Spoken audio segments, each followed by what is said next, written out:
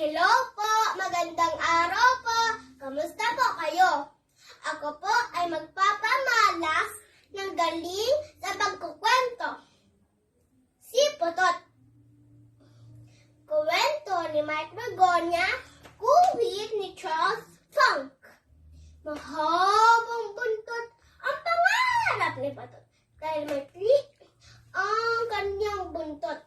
Inggit na inggit siya sa mahabang buntot ng iba at kinahiya naman ang buntot niya. Mas maikli pa palito ng posporo. Dalas siyang himatok. Hindi tulad ng loro, sabi ni Putot. Pwedeng pluma ang kanyang buntot. O di kaya ng pusa. Ang buntot niya ay nangal ng kanyang amo. Ganoon din ang baboy. Papansinin sa daan ang kulot na buntot. Pati ang kabayo. Pwedeng bruksan ang panat ang buntot. Hay! Mabuti pa ang baka. Higbi pa ni Putot. Pwedeng pamaypay ang mahabang buntot.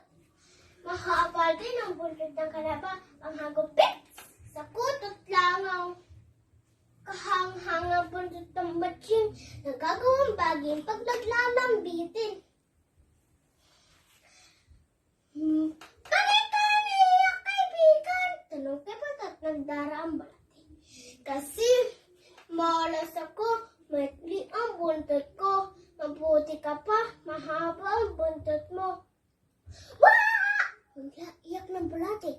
Bakit? Kulat na tumutot. Ano ba nangyari? Kasi ang kabuuan ko'y puro buntot. Walang tenga, walang ilong, walang paa. Kaya, mas malas ako siyo. Hindi pala dapat kayain kapansanan, sabi ni Putot. Pagkat hindi ito ganap kasawian. May timan ng